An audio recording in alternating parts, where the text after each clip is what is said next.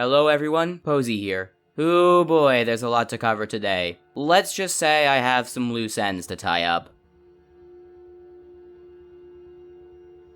Since September of 2021, I've been investigating the animation studio EnchantedMob, or Mob for short, and the various controversies they've been involved in over the years. If you guys don't know, Mob is the company behind Poppy Playtime. I've involved myself heavily in the discourse surrounding all that, but what a lot of you probably didn't know was that for most of that time, I haven't been investigating alone. I've been part of a research group named Project Underwater, founded by Warped and containing other prominent figures who've spoken out about Mob in the past, like Daggz and NQ Productions. We've been keeping a keen eye on the situation for a while now, and for a long time, our opinions on the matter were pretty stagnant. We were very much against Mob, and particularly its CEO, Zach Belanger, who had been responsible for some pretty awful things in the past. However, just recently, our entire standpoint was flipped on its side when Zach himself contacted one of our members, Mercury, and offered his side of the story. By that point, I'd already gotten in touch with Ekrcoaster, who had faced harassment from Zach in the past, and as such, Project Underwater had heard both perspectives. Because of this, I decided to make this video to end things off for good, at least I hope. If all goes well, this will be the last video I make on this subject, and believe me, I am more than excited to leave the drama behind. Before we get into the video, let me just preface this by saying I still don't support Zach Belanger or Mob as a company.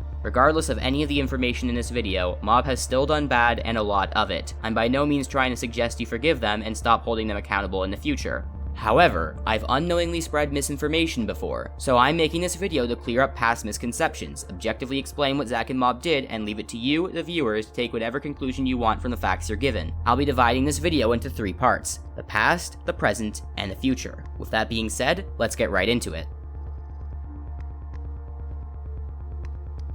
Before I begin explaining past events, I'll need to establish some of the key players for those still unfamiliar with the history. Most notably are Zach and Seth Belanger, the 2 brothers in charge of EnchantedMob. Zach is currently the CEO of Mob, whereas Seth is the CCO and the creator of their YouTube channel. Next up are Zach and Micah Preciado, another set of brothers who founded Zamination, a studio which would later go on to become intertwined with and merge with Mob. To distinguish between Zach Belanger and Zach Preciado, I'll be saying Zach B and Zach P from now on. Finally, there's Ekrcoaster, or Coaster for short, an independent animator who was severely harassed by the community surrounding Mob as well as Zach B himself. All of these people are very, very important, so keep track of their names. EnchantedMob started out as a hub for Seth's random animations until he struck gold by creating full-fledged music videos, from which point his channel began to skyrocket. Over the next few years, Mob would become a company headed by Seth's brother, Zach B, and while this may seem like a nice story for now, it was in 2018 where things started to go seriously wrong. Now we're getting into the meat of the video, where I discuss exactly what Mob did bad in as much detail as I can. Keep in mind that these events objectively, provably happened, and that is agreed upon by everyone, including both Zach B and Coaster. The first issue pertains to Zach B and the harassment he perpetuated through Discord. A few years back, Coaster was given an offer by Zach to join 3A a subsidiary of Mob which hired animators to practice their skills and be part of a multi-channel network. Anyhow, Coaster was already preoccupied and didn't want to discuss the offer right away, but Zach was insistent that he drop what he was doing and focus on the offer, which was already a red flag, as employers should always respect the schedule of the people they want to employ and talk to them at a time when they're available with nothing else on their plate. Coaster ended up refusing to join 3A anyway because the deal would have forced him to stop posting animations on his personal channel, which he loved doing. This was a decision Mob should have respected. Instead, Coaster became the target of a harassment campaign both by the community of Mob and by people from the company itself. He was explicitly told he was nothing without 3A and frequently had his work insulted by toxic community members. This was a massive weight on his mental health, but Zach wasn't done. After the release of Build Our Machine, which still stands as Mob's most viewed video, Zach accused Coaster of copying the outro from that video, which was absurd because Coaster had started using the outro a whole 2 years before the video had even come out. Zach continued to insist that Coaster stole the outro in opposition to basic common sense, and even made threats if Coaster didn't stop defending himself from the accusation, by implying he would use one of Mob's subsidiary channels, Animation Sins, to harshly criticize Coaster's animations. Speaking of animation sins, this is where the next issue begins. It was a Cinema Sins inspired channel run by Mob and their associates. The channel hasn't been active since 2020, but when it was still making videos, it was highly controversial, with many people believing its criticism was too harsh and more harmful than constructive. The Sin videos were particularly mean-spirited, however, toward the works of one particular animator, Coaster. What a coincidence. Coaster's animations were sinned harshly on multiple occasions, which worsened his mental health. Seth, who you will remember is the brother of Zach B, was contacted about the issue by Coaster and he didn't care at all. All of this had a severe effect on Coaster's mental health and caused him to take a long break from YouTube, until he eventually came back in mid-2020 and publicly released the information of the harassment he received in a video. Shortly after his return, Animation Sins was abandoned, and it has since been admitted Coaster publicizing his experience was the reason why. I hope you're still following along, because there is still much more to cover. In late 2020, Mob uploaded an animated music video by the name of Don't Come Crying, which was about the Five Nights at Freddy's character Circus Baby, and depicted her in a way that was, let's say, provocative. As you likely know, Circus Baby is possessed by Elizabeth Afton in the story of FNAF, who is a child, so Circus Baby is arguably a child character. Presenting her in such a weirdly sexual manner in this animation was, well, a little morally questionable, especially considering Mob's videos have a child audience. The reaction to this video was very mixed, especially on Twitter, where critics were fast to point out the suspicious nature of the animation. Zach B, who ran Mob's Twitter account, defended the video with awful and frankly creepy arguments which only made the situation worse. He apologized for what he said later, but no one was buying it, and the backlash was so severe Zach B had to step down from controlling the Twitter account and bring in Micah, another one of the head honchos as you'll recall, to take over and quell the droves of justifiably angry commenters. In the end, nothing was really ever done, with Mob constantly denying there was ever any intent of sexualizing Circus Baby. That could indeed be true, but it's really hard to tell, and it's a massive screw-up on Mob's part either way. This weird pseudo-sexualization has become a repeated pattern throughout Mob's later content, mostly for clickbait purposes, if I had to guess. Keep in mind, I'm not saying Mob is a cesspool of child predators or anything that serious, but their actions have absolutely been creepy and deserving of moral questioning. Now, we finally get to Poppy Playtime. In October of 2021, Mob Games, which again is a subsidiary of Mob, released Poppy Playtime, a horror title which took YouTube by storm for a little while. The director of the game was and still is Isaac Christopherson, also known as Isaacs, who had previously worked as a member of 3A Display. It wasn't long before Coaster picked up on some suspicious similarities between the game and his own game released a year prior, Venge. Because of his previous experience with Mob, he believed Poppy Playtime had some of its ideas plagiarized from Venge, and wrote a thread on Twitter accusing Mob Games of stealing the story and some of the character designs. This is still disputed, with Mob Games denying any intent to plagiarize, and no solid evidence actually existing to prove or disprove the allegations. It's hard to say for sure whether or not there was any intent of copying, but even if there was, it was likely the idea of at most a few people, and not the entire dev team for Poppy Playtime. Later on though, Poppy Playtime would get into another controversy when Mob Games decided to start selling NFTs as part of the game's merchandise and paywalling the lore and story behind them. I'm not going to get into why NFTs are bad, as you can easily research that on your own, but this decision was not at all taken well by the internet, with many of the game's fans feeling angry and betrayed by the company and demanding a refund. At times I would argue the backlash got overly vitriolic, but on the other hand, I hate NFTs just as much as the next guy, so I can understand. Due to the reactions, Mob Games has stopped actively promoting their NFTs, but they are still available nonetheless due to contractual obligations. The last thing I'd like to talk about is another bit of information that came out regarding Coaster's harassment. What I'm about to bring up genuinely disgusts me, but it is important. In a conversation with YouTuber ToppyDreemurr, Coaster revealed that he had been sent a deep-fried image collage including Minecraft renders of himself engaging in lewd acts with Circus Baby a few years back. Yeah, I'm dead serious. According to Coaster, it was Zach P who sent the collage, not to be confused with Zach B. I don't think I have to explain to you why this is awful. Creating depictions of a real person, let alone a minor, engaging in lewd acts with a character who is also a minor, and then literally sending it to that person as part of a harassment campaign is absolutely unhinged and predatory regardless of the intent. So, there you have it. Those are all the major controversies Mob has been involved in, all of which we at Project Underwater discussed frequently. Up until very recently, we thought that Mob had never addressed their past actions in a meaningful way, and that the main perpetrators of harassment against Ekrcoaster like Zach B had shown seemingly no accountability for what they had done. That was the message I pushed way back in my first video after all. However, you'll soon find out this narrative wasn't exactly correct. May 6, 2022. That was the day everything changed. Out of nowhere, one of our members, Mercury, was contacted by Zach Belanger. We were all shocked to hear that the CEO of Mob himself had reached out to us, but we knew we had to hear whatever he was going to say, and what he did say would change everything.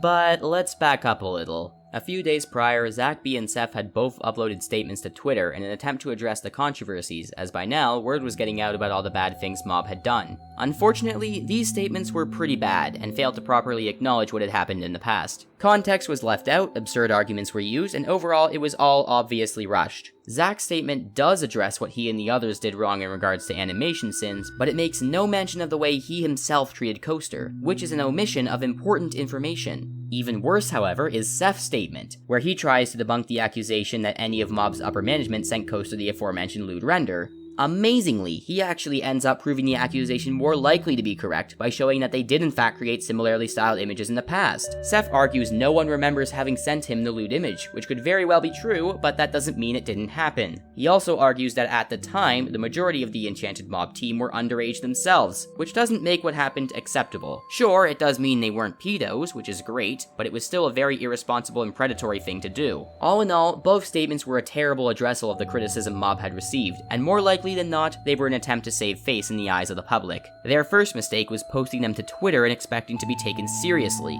Myself and the rest of Project Underwater figured that was simply more evidence of Mob refusing to take accountability and left it at that, at least until May 6. When Zach B reached out to Mercury, he offered a lot of valuable information we didn't know before. We were all previously under the impression that none of the people responsible for what happened to Coaster had made any effort to apologize to him personally. I myself parroted this idea back in October, but now I know this is at best misleading and at worst a complete falsehood. When in contact with Mercury, Zach B explained that the reason he had never sent an apology to Coaster was because during their last conversation, Coaster requested he and the other leaders of Mob not contact him again. Zach B figured it would be foolish to send an apology to Coaster when Coaster had already insisted on distancing himself from all of them. Furthermore, when Poppy Playtime was first blowing up and Coaster had raised concerns of plagiarism back in October of 2021, Zach P, the other Zach, did try to reach out and apologize for his past actions, also with the intention of quelling his suspicions. He spoke to a mutual friend of theirs who came back saying Coaster still wasn't allowed to speak with any of Mob's management, nor did he want to. Now, this was completely fair from Coaster's perspective. He never did owe any of these people forgiveness, after all. Zach B, upon contacting Project Underwater, also explained why he had reached out in the first place. Here's where I introduce another player in this whole situation, an up-and-coming YouTuber Theft King who looked into the drama independently and spoke to Coaster multiple times. Theft made videos about the subject, with his second video being a criticism of Zach's Twitter statement I mentioned earlier. In that video, Theft said the following: Coaster has told me from the start that all he really wanted was a genuine apology from EMob for everything they were put through, and Coaster has told me they would be receptive to talking. Zach saw the video and interpreted this exactly how it was said, and again tried to reach out to Coaster. And I believe it was the same reason he came to us, as he must have figured we could have told Coaster he was sorry, which we did.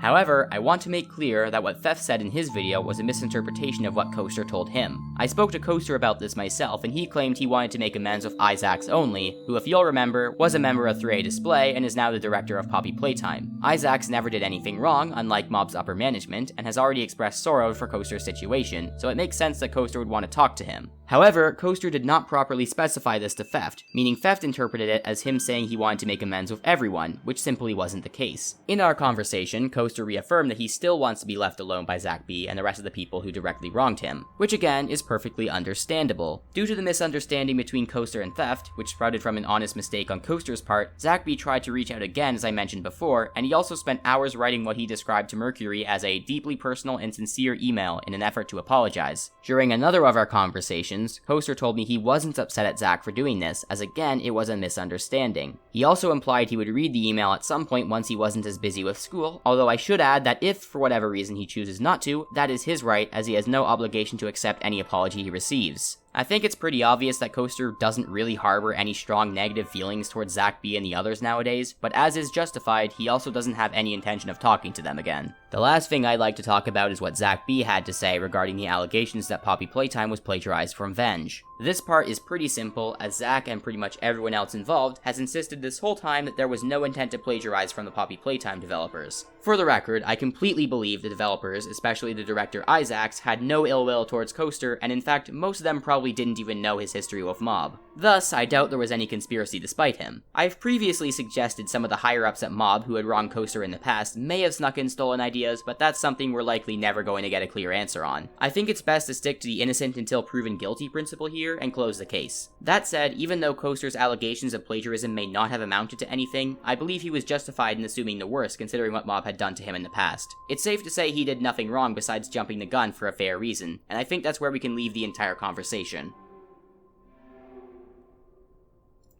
In light of all this new information myself and the rest of Project Underwater received, it's entirely plausible that the people who wronged Coaster do indeed feel remorse for their past actions, and now that the misunderstandings have been cleared up, they seem to be willing to stay away from him out of respect for his wishes. I have to stress, of course, that this doesn't erase what happened, and it shouldn't exempt them from criticism over their past. If you still do not like these people, I understand. I'm in the exact same boat. Regardless of what Zach B has said, the severity of his past actions, along with those of everyone else who did wrong, is still too much for me to turn a blind eye. Ergo, I can't say I care for him at all, nor do I care for his company or Poppy Playtime as a game. With that being said, however, considering the whole situation is pretty much over, I have no intention of continuing to talk about it. Coaster has told me before what he has wanted this whole time is to move on from all the drama, and honestly, that speaks to me too. I have a lot of stuff to take care of, both on the internet and in my personal life, and I'm excited to start work on new projects. I fulfilled my duty, and so did Project Underwater. We got the information out there. Now, with everyone involved in agreement, it's about time we set this drama behind us, once and for all.